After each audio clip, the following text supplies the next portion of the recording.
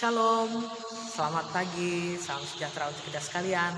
Selamat hari Minggu saudara-saudariku yang terkasih dan yang diberkati di dalam Tuhan Yesus Kristus. Bersyukur pada kesempatan pagi hari ini, meskipun hanya lewat video, saya boleh menjumpai sidang Jumat Tuhan untuk dalam kesempatan ini berbagi kebenaran firman Tuhan bagi kita. Sidang Jumat yang terkasih, hari ini kita memasuki Minggu Sengsara yang ke-7. Ini adalah Minggu Sengsara yang terakhir. Biasanya setiap tahunnya secara khusus Gereja Kalimantan Evangelis akan memperingati 7 Minggu Sengsara sebelum masuk kepada Jumat Agung dan masa Raya Paskah. Saudara-saudari yang terkasih, nas yang diperhadapkan bagi kita dan saya percaya di rumah masing-masing sidang Jumat sudah membacanya, yaitu dari Matius 21 ayat 1 sampai 11 dan nanti kita akan merenungkannya. Sidang Jumat Tuhan, saya percaya saat ini meskipun sidang Jumat dan juga kami para pelayan tidak bisa beribadah seperti minggu biasanya. Kurang lebih 2 minggu ini kita hanya bisa beribadah dari rumah. Tapi ini tidak mengurangi sukacita kita untuk tetap boleh memuji memuliakan nama Tuhan dalam mesbah keluarga di rumah masing-masing. Saudaraku yang terkasih, sebelum kita merenungkan firman Tuhan berdasarkan Matius pasal 21 ayat 1 sampai 11, saya mengajak kita untuk terlebih dahulu bersatu di dalam doa. Kita berdoa. Bapa Sorgawi, kami menghampiri kekudusan-Mu. Tersungkur di hadapan-Mu, tetap menaikkan syukur kami sebab rahmat dan setia-Mu senantiasa memberkati kami. Saat ini kami bersyukur dan kami memohon kepada Engkau sebagai Tuhan pemilik atas hidup kami untuk mencurahkan hikmat yang datang dari kuasa yang ilahi Tuhan yang kami kenal dalam Yesus Kristus.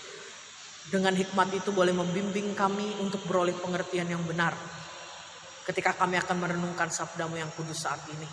Firman-Mu mengingatkan kami, menegur kami ya Tuhan, agar kami selalu boleh setia memberlakukan firman-Mu di tengah-tengah hidup kami. Berfirman melalui hamba-Mu, diberkati seluruh yang boleh menyaksikan video pemberitaan firman Tuhan ini, agar daripadanya kami tidak hanya dimampukan sebagai pendengar, tapi kuasa Roh Kudus Tuhan menyempurnakannya untuk kami boleh memberlakukannya di tengah-tengah kehidupan kami. Di dalam nama Yesus Kristus Tuhan kami berdoa. Amin. Saudara-saudari yang terkasih, dalam kisah ketika Yesus dielulukan dalam memasuki kota Yerusalem, saya mengajak kita untuk merenungkan 2 bagian besar dari firman Tuhan ini. Yang pertama adalah cara unik yang diambil Yesus ketika dia memasuki kota ini. Dan yang kedua adalah bagaimana sambutan orang banyak kepada Yesus saat dia memasuki Yerusalem. Saudara-saudariku yang terkasih di dalam Tuhan Yesus Kristus, yang pertama cara unik yang diambil oleh Yesus. Saudara-saudari yang di sana di Yerusalem sedang berkumpul banyak orang karena pada saat itu sudah mendekati peringatan Paskah. Paskah dalam konteks orang Yahudi perjanjian lama, yaitu peristiwa keluaran orang-orang Israel dari perbudakan di Mesir. Orang banyak berkumpul, khususnya kaum laki-laki, dan saat itu Yesus menggunakan kesempatan ini untuk memulai memasuki kota Yerusalem, kota yang adalah merupakan sentra keagamaan orang Yahudi.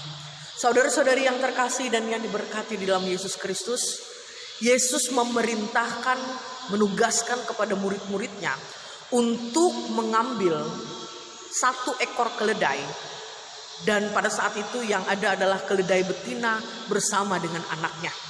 Yesus sampaikan kepada muridnya bahwa ambillah keledai itu, dan keledai inilah yang pada saatnya nanti akan digunakan oleh Yesus sebagai tunggangan untuk memasuki kota Yerusalem.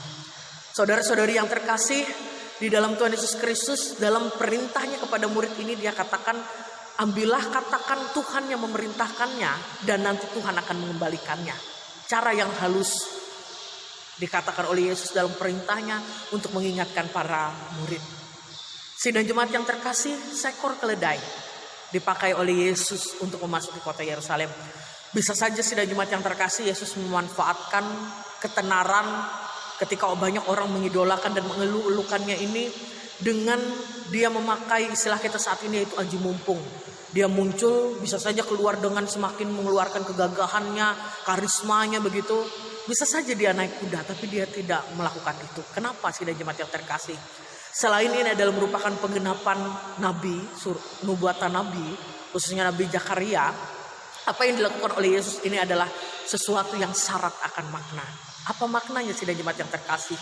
Kalau dia naik kuda, kuda ini adalah merupakan tunggangan yang biasa dipakai pada masa peperangan, berkaitan dengan ketangkasan dan kekuatannya.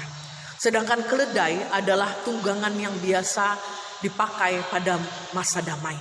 Saudara-saudari yang terkasih, Yesus mau menggambarkan dan menyampaikan kepada orang banyak yang pada saat itu menyambut dia ketika memasuki kota Yerusalem